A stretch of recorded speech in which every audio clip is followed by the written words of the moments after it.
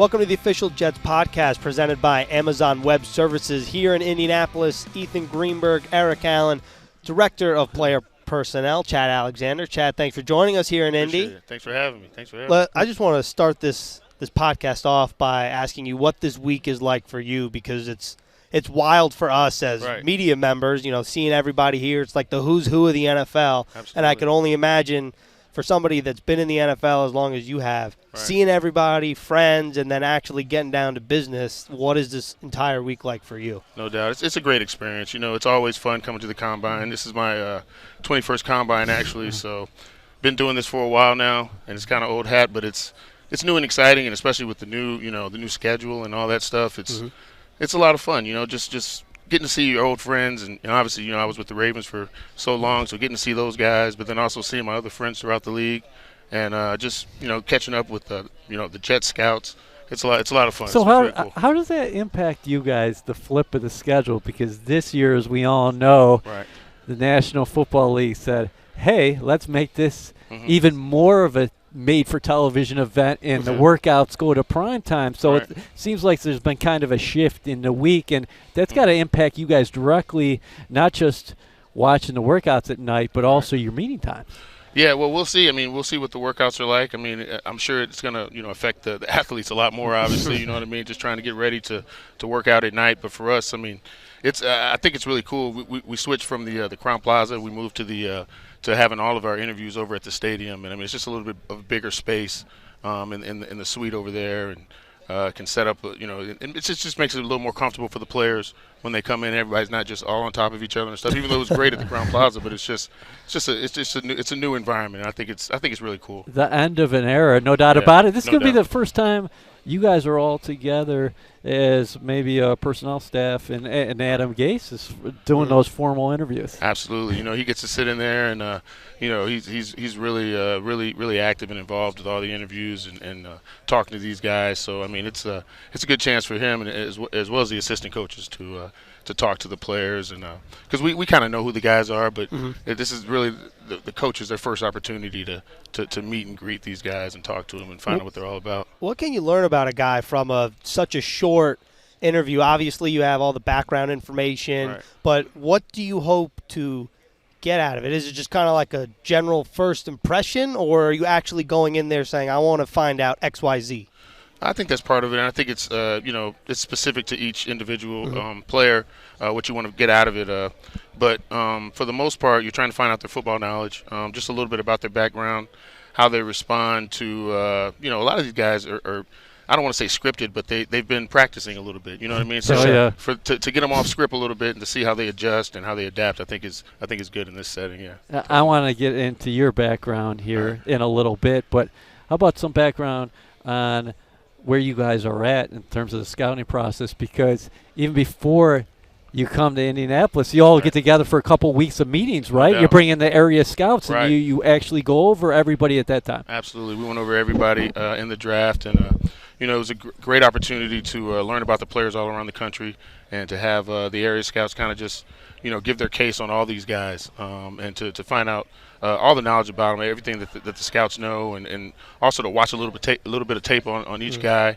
I think it was invaluable. It was great. I think we had a great round of meetings, that first round of meetings, and I think that first round of meetings is probably the most important part of the meeting process. Joe probably better than anybody in the building, considering before you came to the Jets, you worked with the Ravens for 20 years, and Joe was there for close to 15 years. Yep. 15 himself. So what was it like last year in your new role, watching Joe in a role probably that you thought he was destined for? Yeah, he told me, right when he took the job and he offered me my job, he just said, listen, he said, I learned, he was talking about himself. He said he learned so much while working with the Bears and with the Eagles. Not that he didn't learn a lot with the Ravens, but it was a new role. It was more responsibility.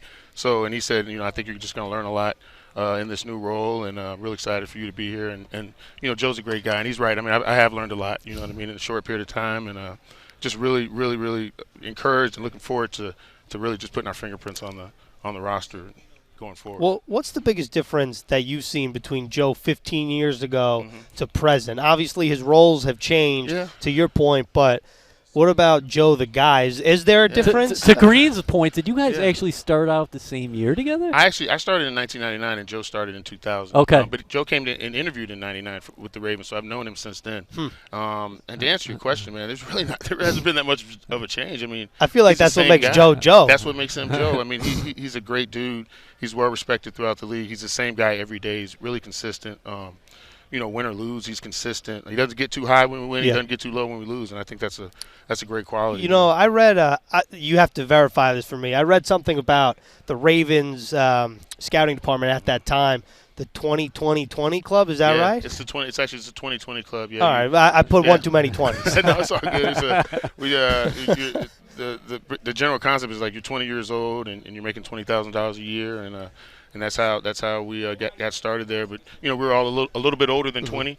You started about 24, and we're probably making a little less than $20,000 a year at the time. But more or less 20. Right. Yeah, no, but it was a great rite of passage. Yeah.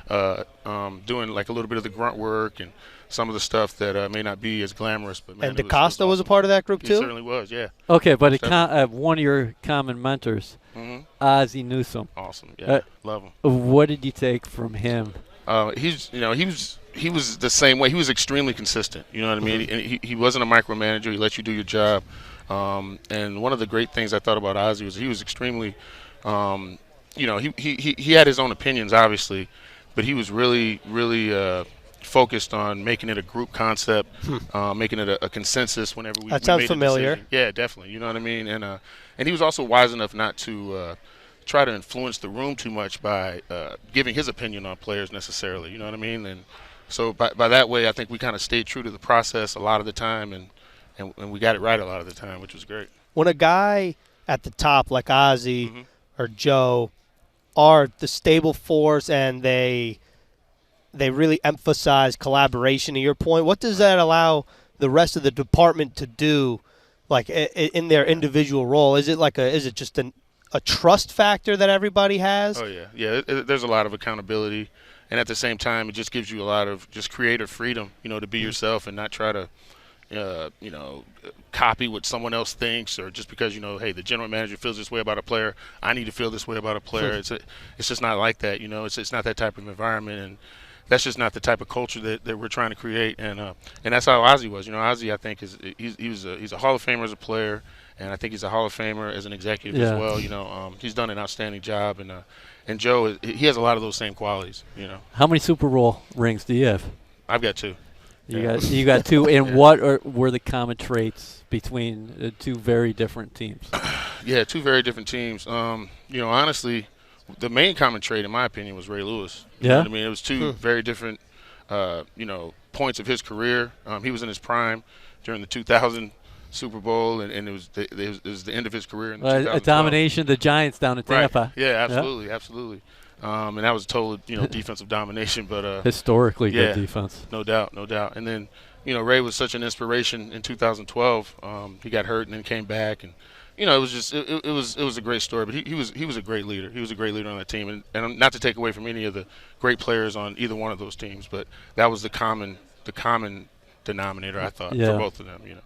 Is that what can that do for a team to have not only? I'm not even talking about Ray Lewis the player, but Ray Lewis the leader, because I feel like in the NFL, just hearing especially Joe and everyone talk about the vision for the Jets moving forward, a lot of it is bringing the right guys in and making sure that it's the right person before it's the right player. Absolutely. So to have that kind of leadership, you said it's a common denominator for 2 Super Bowl rings. Right.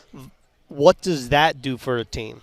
Oh, I mean, I think it's invaluable. It's just, when you have a player like him, it's hard to really compare him as a leader to any other player. But when you have a player that's a leader and can inspire people, can inspire players to play above their head, I think it's always a great thing. You know what I mean? And just to and for it not to be too big of a moment for the player. You know what I mean? And I think Ray kind of he encapsulated that every day. You know what I mean? He is something else. How much does it resonate with you when Joe says, we want to build this into the best culture in professional sports? No doubt. I mean, that's something that you just work on every day. You know what I mean? And you try to be consistent with it. And, it starts at the top. And Joe has done a great job of creating that culture. I think Adam's done a great job of creating that culture. And when you got, two guys that are up there and that are, doing it together, hand in hand and side by side, it's like, if their egos are in check, it's like nobody else's ego can really get above that. You know what I mean? And I think it's really important. You had multiple roles in your successful run in Baltimore. Right. Mm-hmm. Now we're at the scouting combine that we talked about here at the beginning. What was life like for you on the road? Because you were a scout all over the place in the United States. Right, no doubt. You probably have some good food recommendations across the country. Absolutely, man. Yeah, I know where the good spots are to grab a bite to eat, man. There's no doubt. I mean, I started on the road in 2003, and I was the area scout. I was a West Coast area scout for the Ravens, so I lived in Vegas. And that was cool. That was a good experience. Great airport and stuff. The reason I wanted to live in Vegas because it was a little bit cheaper than living like in California or something like that. Okay. Great airport. That's great interesting. Airport. Yeah. You want to live next to a great airport. So I did the West for 3 years, man. That was a great experience, and then ended up moving back to Baltimore, and I did the Midwest from Baltimore. And then I did the Midwest from Memphis, Tennessee, and then I ended up doing the Southeast from Memphis.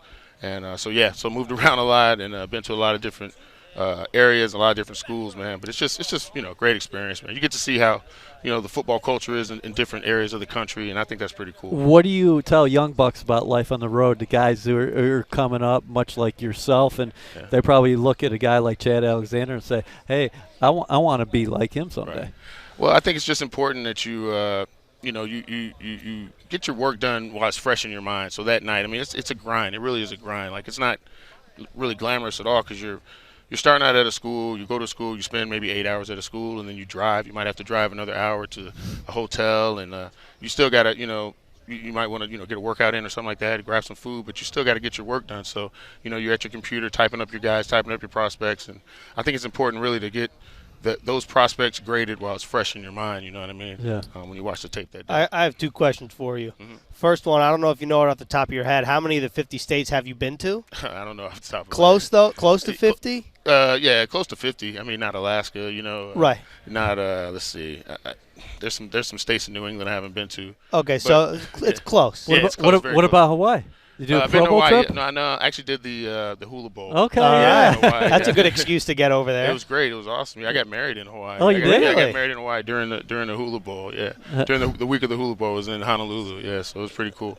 And the Hula Bowl, they actually had it in Maui one year too, so that was cool. Okay, my second question: life on the road. Mm-hmm. How difficult is it to maintain a healthy lifestyle? Because I feel like when we go on the road just for games, it's hard to maintain a healthy lifestyle to begin with. You got to wake up early, work out. Everyone wants to eat, off the rails, but then you got to order something healthy if you want to be healthy. Yeah, it's tough. You know what I mean? I think the most important thing is you got to make sure, you get enough sleep, obviously, you know what I mean, so that you're able to function and do your job in the morning.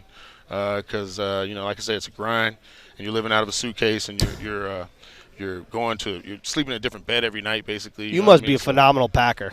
I mean, I can do it real quick. I can do it fast. You know what I mean? It's a gift and a curse, to be honest with you, man, because I cut it close sometimes getting to the airport and stuff. But, I mean, I got it down to a science pretty much. Let's go way back and talk about your dad, Hubbard Alexander, a legendary coach. Can you elaborate on some of the stops he had along the way, and what are some of the foremost things you took from your dad? Yeah, my dad, rest in peace. He was a great dad. I considered him like my best friend. You know what I mean? He was a great father. He was a great husband. But he was a great coach. He was a part of 2 championship programs. Once at the University of Miami, he won 2 national championship rings. Coached there for 10 years. And then he went to the Dallas Cowboys and actually won 3 Super Bowl rings as an assistant coach. And the one common thread I would think is just that the continuity of those staffs. You know what I mean? Like you got to see the way that guys appreciated each other, the way they worked together, the way they kind of leaned on each other and they held each other accountable.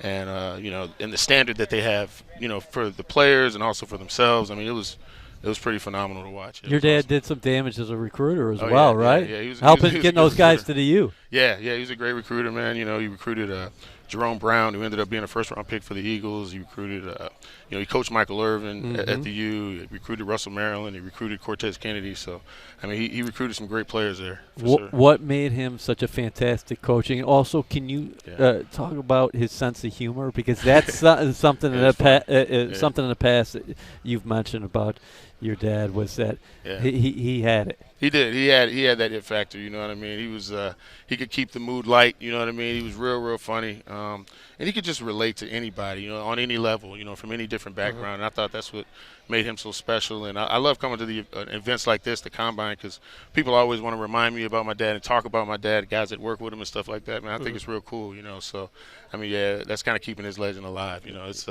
but he was hilarious. Yeah, he was a funny dude. Was he the reason that you wanted to get into football on this side, the administrative side?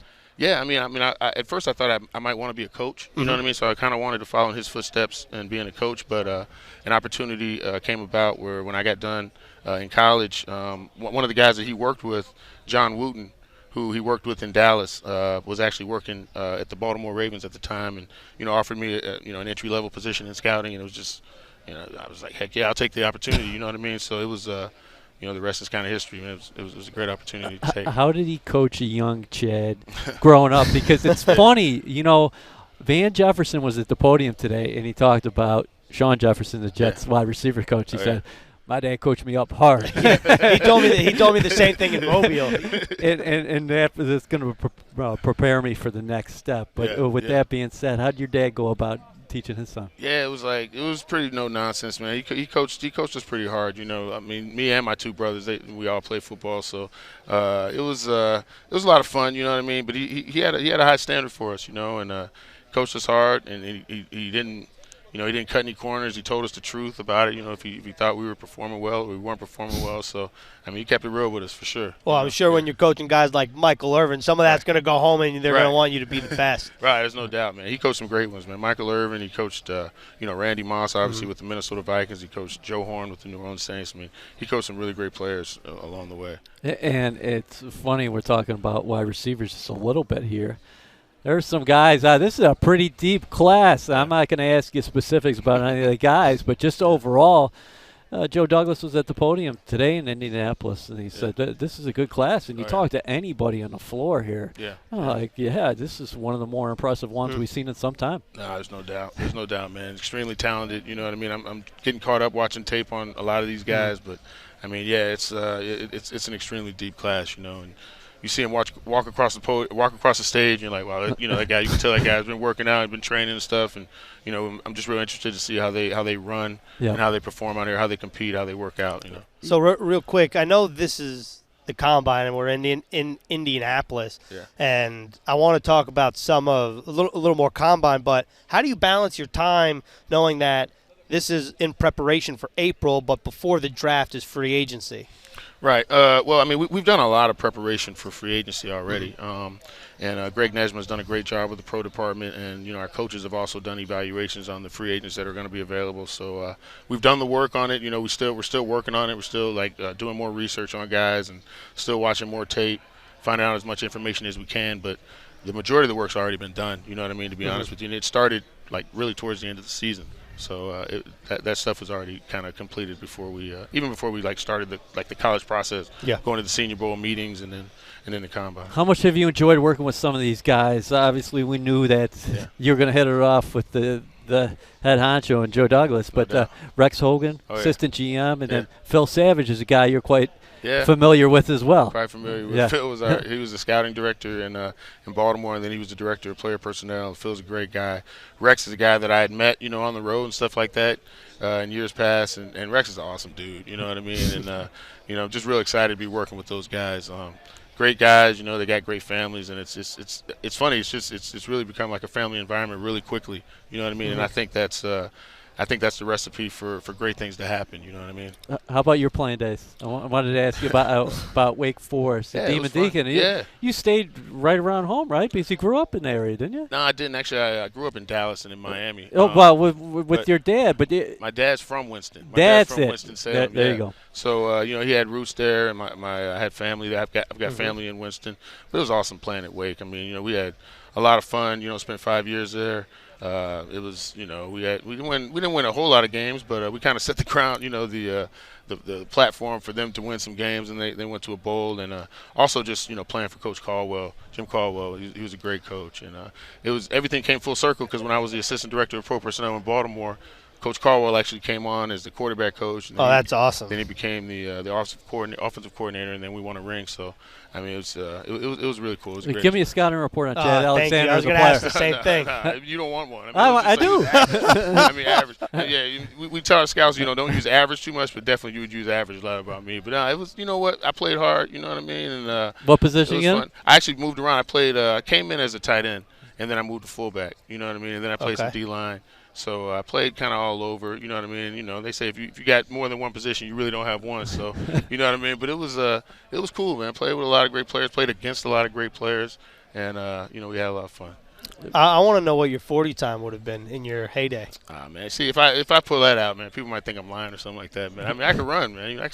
I want to hear it. Hold on, now you have to say. Yeah, what was your plan with? If you don't, it was a lot lighter than I am right now. You know what I mean? It was probably, I don't know, playing with probably like 230 or something like that, 225. And you're running 4.5, you said? Yeah, I was running like 4.5 low, 4.50, something like that. If you didn't answer, I was going to tell everyone you're going to go 4.3. Yeah, right. You said people wouldn't believe you. Yeah, I mean, but it's all good. I mean, one thing that we did was we trained hard. You know what I mean? We ran hard, we played hard. You know what I mean?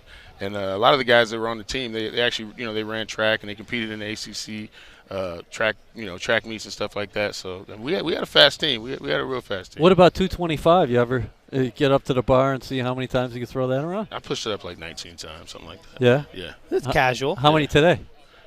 Like if we go to the bench right now? 3 or 4. Come on, no way, no way. I mean, I don't know. I'm not really not trying to do that. To be yeah, honest. But you know what though? We can let people in on this. I've heard about a workout group at the complex that Justice Gallick is the Jets personnel guys in there for a workout. Yeah. So what do you guys do in there? And how many times a week? They take us through it 2 times a week. So we work out on Tuesday and Thursdays. And Justice and those guys, man, they do a great job. You know what I mean? Just kind of taking us through the different drills, man. You doing a circuit or what? Yeah, it's a circuit. I try to block it out of my mind, to be honest with you, man. So I don't really remember. But we do like sprints and stuff, and then we get like, we get on the weights and do like, bench press and some squat and stuff like that. Yeah, man. It's fun. It's a lot of fun, man. And it's kind of competitive. It's a lot more fun than just working out by yourself. And lastly, we got to let you go because you got other work to take care of here in Indianapolis. Everybody talks about it, the famous restaurant here, St. Elmo's. Give us a review of the shrimp cocktail. Shrimp cocktail. It's great. You know what I mean? It's awesome. You know what I mean? It's a lot. It's real spicy, man. You got to be careful. You know what I mean? It always kind of catches you off guard. The first bite that you take. You know what I mean? And don't try to drink water because that just makes it worse. You shouldn't have told people that. You should have said get as much of the cocktail sauce on the shrimp as possible. Right. No I've doubt. shed a few tears at St. Elmo's. Yes.